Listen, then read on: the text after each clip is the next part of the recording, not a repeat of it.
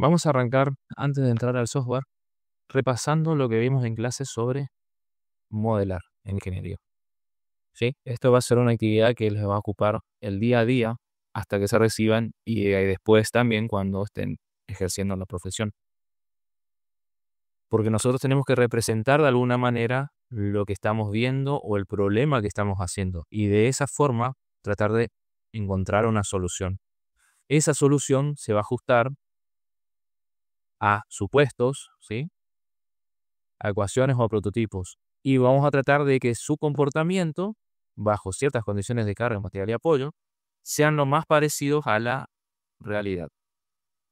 Como estuvieron apreciando cuando hicimos el ensayo en laboratorio de la viga de gran altura, a veces los modelos, ¿sí? Los prototipos de ensayo en laboratorio físico, cuestan mucho calibrarlos para tratar de representar una situación en particular, ¿sí? Porque por ahí tenemos limitaciones del equipamiento que necesitamos o que tenemos disponible para realizar el ensayo.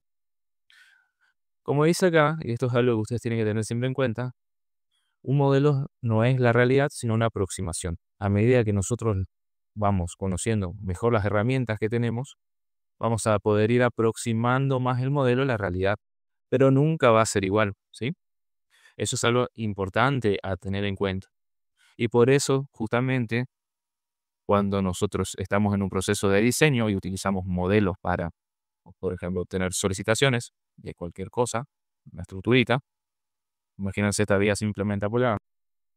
Nosotros, si esa viga simplemente apoyada la diseñamos con una carga distribuida, Q, ¿sí? Por ejemplo, toneladas metro, nosotros vamos a estar representando algo de la realidad con este modelito simple, ¿sí?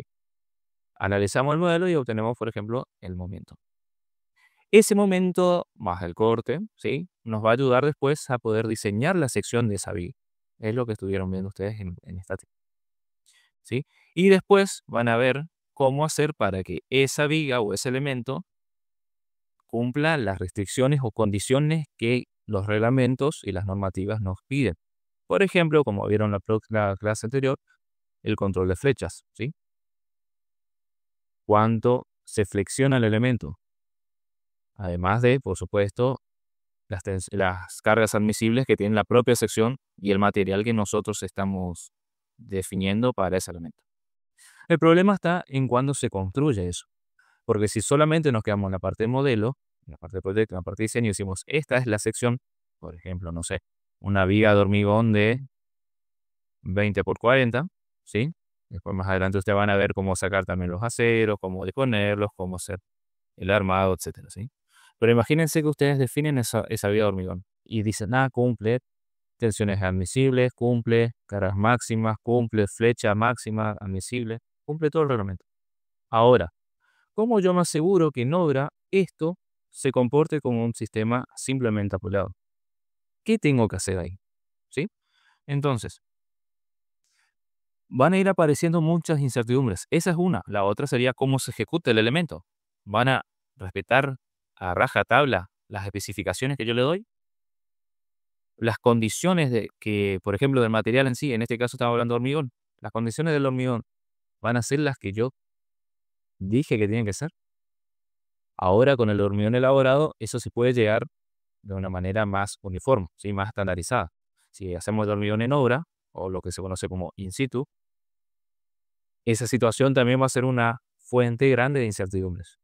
Y bueno, para todas esas incertidumbres, como van a ir viendo más adelante, el reglamento nos brinda coeficientes que mayoran cargas y minoran la resistencia del elemento. De esa manera, nosotros estadísticamente estaríamos cubiertos ante incertidumbres. Como les digo, las incertidumbres son constructivas, que tiene que ver con los materiales disponibles y con la mano de obra, del material en sí, ¿sí? Y bueno, y propios de determinar cuánto valen las cargas.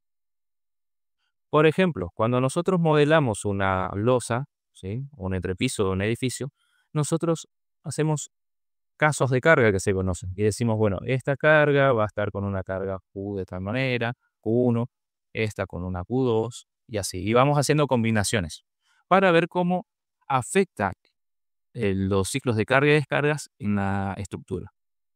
Estas cargas, por lo general, ¿sí? El mismo reglamento y el mismo uso y costumbre no, nos dice que va a ser superficial. Por ejemplo, les doy un dato. Las cargas vivas, ¿sí? O de servicio para edificios de residenciales que no sean pasillos o escaleras o circulación, nos dice el reglamento que puede andar cerca de los 2 kilonewton metros cuadrados. ¿Cómo llegaron a eso? Y bueno, por medio de estadística. Y vieron que de esta manera un cierto porcentaje, que ronda el 90%, de los casos está cubierto, ¿sí? Pero fíjense, ustedes, ¿cómo pueden asegurar que esto pase realmente? Lo que dice el reglamento que es muy probable es que no se supere esto, pero sí que no pase, digamos, ¿sí? ¿Se entiende? Bueno, y así lo mismo con la cara muerta. Bueno, la cara muerta o el peso propio del elemento sí es más fácil o es más precisa su determinación, porque nosotros determinamos, si seguimos con el ejemplo de la losa, determinamos las capas de materiales. Tenemos los pesos específicos de cada uno, por los espesores vamos a obtener una carga de peso propio distribuida uniforme, ¿sí? Esa sí es un poco más precisa su análisis, pero después lo que es cargas de servicio es muy variable. Entonces, el definir los casos de carga también es una fuente de incertidumbres. Por eso, esto que marqué acá en amarillo, que no es la realidad, es una aproximación, va tomando cada vez más importancia y nunca perder ese enfoque cuando estamos modelando, ¿sí? Eso no quiere decir que podemos modelar cualquier cosa. Tenemos que tratar de representar lo más parecido a lo que va a ser cuando se ejecute, cuando se construya, ¿sí?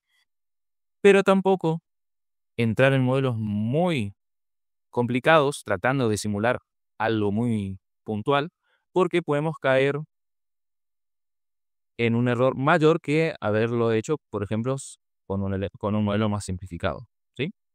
Bueno, como dice también acá la Fermina, se construye, los modelos, ¿no? Se construye a partir de supuestos, cosas que ignoramos o que simplificamos. Por ejemplo, decimos que está simplemente apoyado, pero en obra quizás no sea tan así.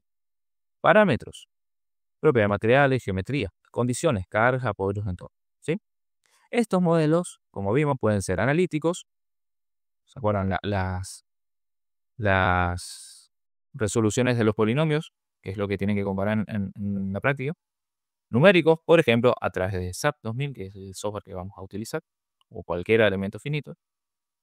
Y físicos, en cero laboratorio, maqueta, que también lo vieron.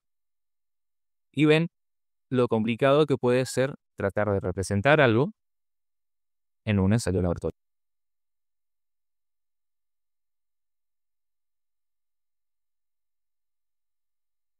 Bueno, ¿para qué modelamos? Uno, porque necesitamos diseñar para poder llevar a cabo la obra, ¿sí? Y otro porque a veces, aunque no se lleve a cabo la obra, aunque sean, por ejemplo, modelos para investigación, ¿sí?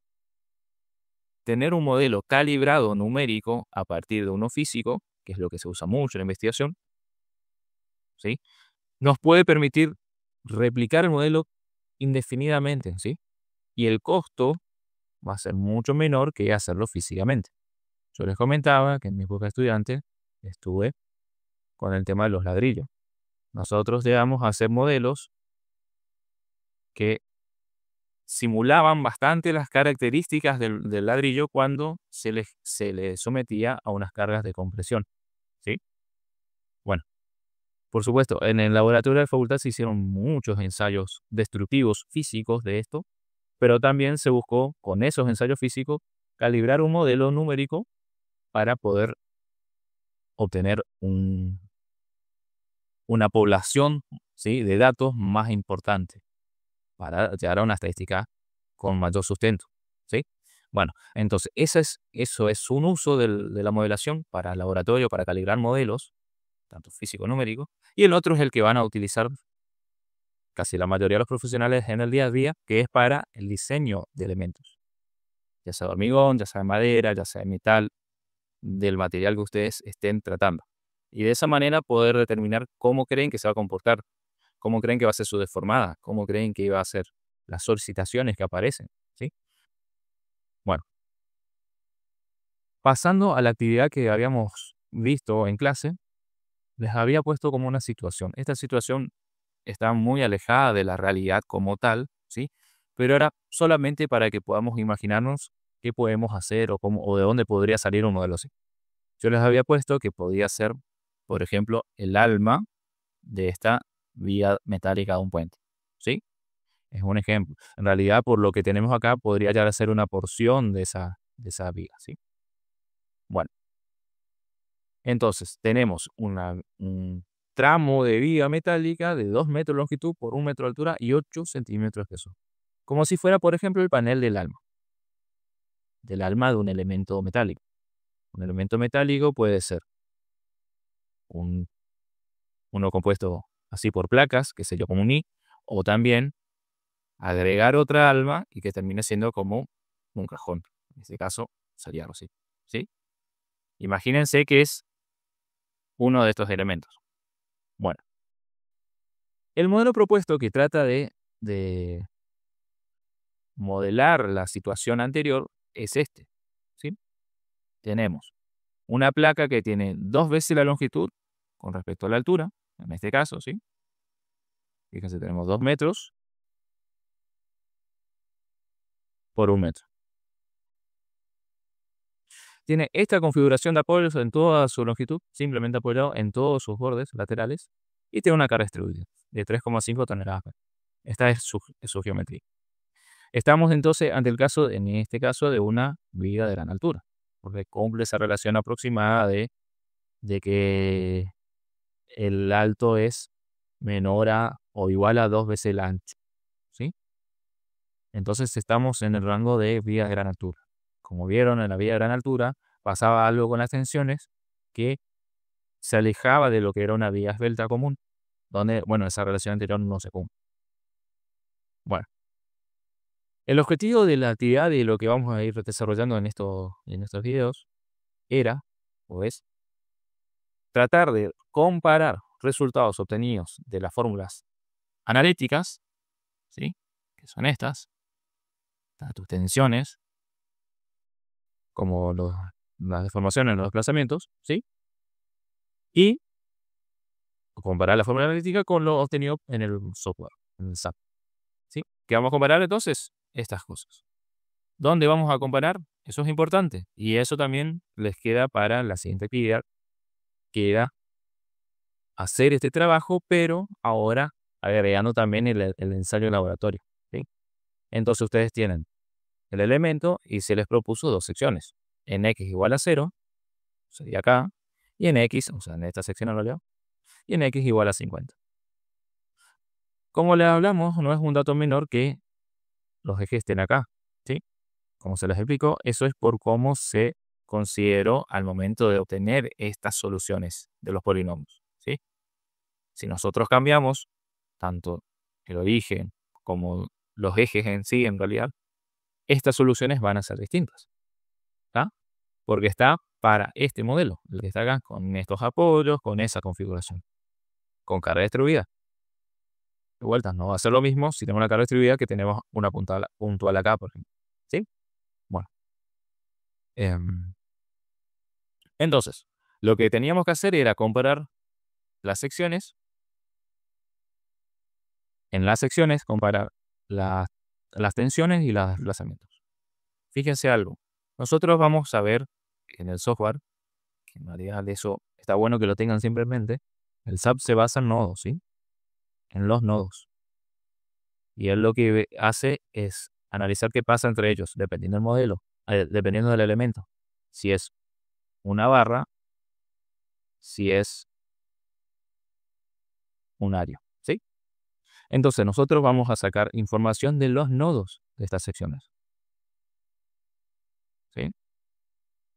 Eso es importante que tengan en cuenta porque les va a ir dando un norte de cómo modelar, de cómo armar el modelo, ¿sí? Siempre tienen que tener en cuenta qué necesitan de eso para poder llegar en el menor tiempo posible al resultado que ustedes están necesitando. En este caso, solamente necesitamos los puntitos que están acá. No necesitamos un punto acá, un punto allá, un punto acá. No estamos analizando los apoyos, estamos analizando esas dos secciones. Entonces, dependiendo de qué nosotros necesitemos, tenemos que tratar de que el modelo nos ayude, no que nos complique.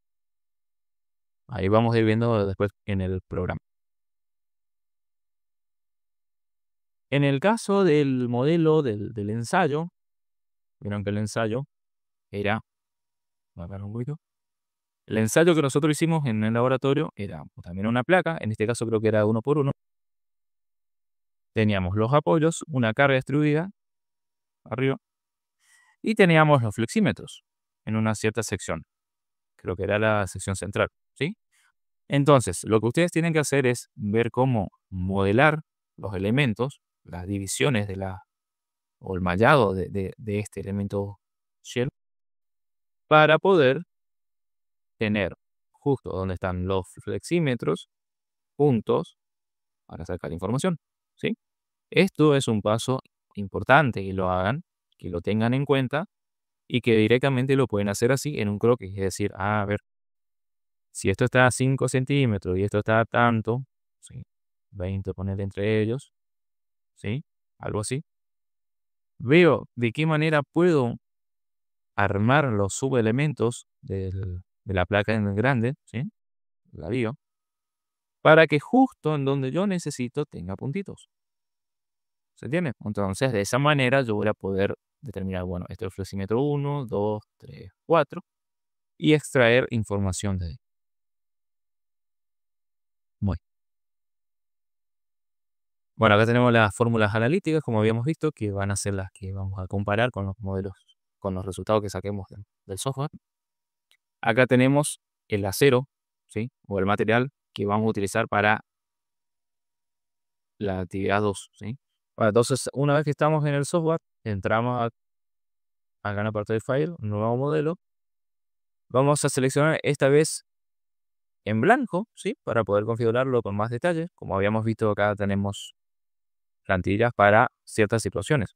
Por ejemplo, trenes de viga, celchas, escaleras, ¿sí? En este caso vamos a utilizar el blanco. Además, vamos a seleccionar para esta actividad las unidades que vamos a utilizar, que en este caso son toneladas, fuerzas, centímetros. Ya. El primer paso que suelo recomendar hacer es una grilla. Esa grilla va a tener que ser de tal manera de que el centro del elemento que vamos a dibujar, en este caso es la placa, coincida con el origen de nuestro sistema de ejes ordenados, ¿sí? Por lo tanto, si la longitud son 200 centímetros y la altura son 100 centímetros, nosotros vamos a tener que tener una grilla en X, ¿sí? En X vamos a tener que tener una grilla a menos 100, 0, ¿sí? A menos 100 va a estar esta línea, esto, esto y esto. Eso es lo que tenemos a menos 100, 0 y 100 en X. Y en Z, ahí vemos una primera diferencia entre el modelo y el software, ¿sí? En Z vamos a tener a menos 50, 0, 50. ¿Por qué no vamos a utilizar en Y? Porque nosotros tenemos, como viene configurado por defecto, tenemos una terna de ejes de esta manera. Z, X, Y. Como nuestro elemento va a ser un área, un elemento superficie que va a estar de manera vertical, lo vamos a configurar y dibujar en el plano XZ, ¿sí? Si por ejemplo fuera una losa, ahí sí estaríamos hablando del plano XY. Entonces, vamos al software y decimos, en X vamos a poner menos 50, 0 y 50. Por defecto, cuando van agregando, les va a ir a aparecer la diferencia entre ellos. Y si agregamos uno más, va a aparecer 100, 150 y así. Fíjense, acá yo me equivoqué. No era menos 50, sino que era menos 100. Acuérdense que es 2 metros de largo por 1 de alto. Entonces, menos 100, 0, 100. En Y no tenemos, porque no tenemos un espesor. Acuérdense, estamos hablando de un análisis plano. Y después tenemos en Z a menos 50, 0 y 50. ¿Estamos? De esa manera definimos una grilla, que es la que vamos a utilizar para dibujar. Bueno, para que se vea un poco mejor voy a cerrar esta pestaña. Entonces queda más grande. Bueno, eso es el espacio que vamos a utilizar para dibujar. ¿Por qué? Porque después, cuando veamos, vamos a poder utilizar estos puntos de grilla como referencia, ¿sí? Si no, si no vamos a estar perdidos en el espacio tridimensional del modelo sin poder dibujar con precisión posible, con la mejor precisión posible. Entonces, una vez que tenemos definida la grilla, vamos a empezar a definir, venimos acá a la pestaña de definiciones y vamos a empezar a definir cosas del modelo. Por ejemplo, el material. Viene por defecto cargados estos, ¿sí? Que no es el que nosotros vamos a utilizar. Nosotros vimos que el que vamos a utilizar es el acero A36. De esa manera, venimos al software y decimos, bueno, vamos a crear un nuevo material. El A36 justamente está precargado acá, ¿sí? De igual manera, si ustedes entran en sus propiedades y las modifican, acá ustedes van a poder cambiar el módulo de elasticidad, de pasón, el coeficiente térmico, el peso específico, ¿sí? Dependiendo de las unidades que ustedes ponen acá.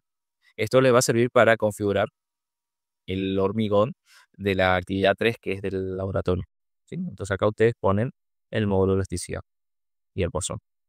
Bueno, dicho eso, ya tenemos el material de nuestro elemento.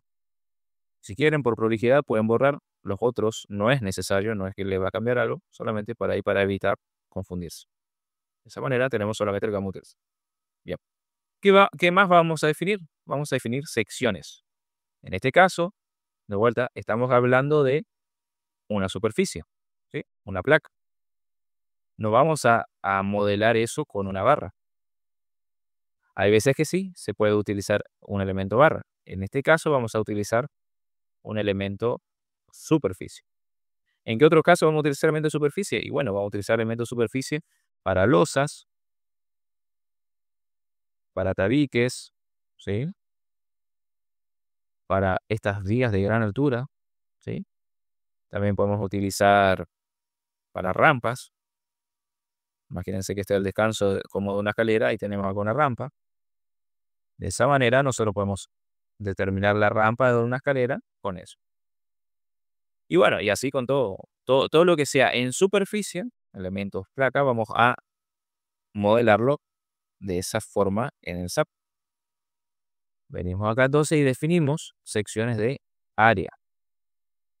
¿Sí? Frames son barras.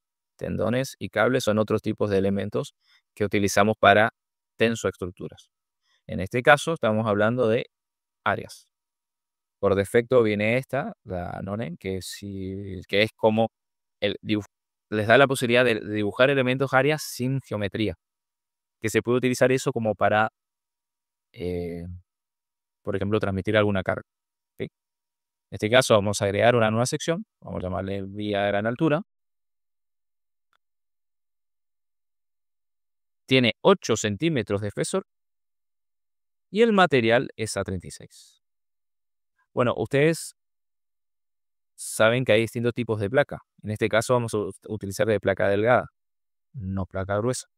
¿Sí? La diferencia entre ellos es que la placa delgada no considera la puerta del corte de la sección. Y en este caso sería el apropiado porque estamos hablando de un pequeño espesor en comparación de las dimensiones del elemento. ¿Sí? Y además porque justamente no queremos considerar el efecto del corte. Bueno, una vez que tenemos definido, fíjense que es eso nomás. Ya podemos poner OK. Y ya está. ¿Qué otra cosa tenemos que definir? Si seguimos por acá, van a ver materiales, secciones. Acá hay un apartado para el perfil del suelo, para fundaciones, que van a ir viendo más adelante. En este apartado, está acá, empieza a verse lo que son las cargas. ¿Sí? Primero vamos a definir un nuevo caso de carga, que va a ser... fíjese, yo pongo acá a definir y me dice que hay un error porque está duplicado el nombre. ¿Por qué? Porque el SAP te dice primero, pone acá, externa, vamos a llamar.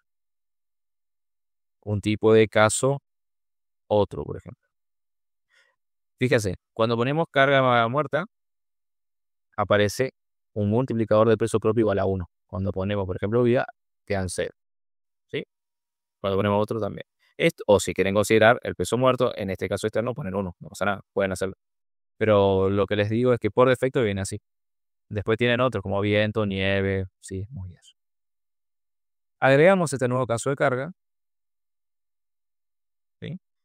Después tenemos, acá podemos configurar cómo se va a analizar ese elemento. En este caso va a ser así. ¿Se acuerdan que en la clase de placas hablamos de cargas no lineales? Ese análisis no lineal se configura acá. ¿Sí? En este caso es lineal. Y por último, acá abajo tenemos las combinaciones de carga. Ustedes pueden poner, por ejemplo, van a ir viendo más adelante que hay una combinación de carga que es 1,2 veces el peso propio o el muerto más 1,6 de la carga de servicio. ¿Sí? Eso es un polinomio que les da el reglamento, al decirse. Y entonces acá ustedes pueden poner la configuración, las combinaciones, perdón, que ustedes crean que sean convenientes para analizar el modelo. Esto en cuanto a cargas. ¿Sí? Después, en este tipo de combinación van a ver que hay distintas formas de combinar estos casos de carga. El que se suele utilizar mucho es este, que es envolvente. Entonces, en el envolvente ustedes pueden poner acá polinomios de carga y después hacer una combinación entre todos ellos. En este caso, nosotros no necesitamos este polinomio de carga, entonces directamente puede quedar en blanco. No es necesario realizar combinaciones. En este caso no vamos a combinar la carga externa con la muerte o con otra. Bueno, y eso en cuanto a definiciones. ¿Qué será el paso siguiente? Dibujar el elemento.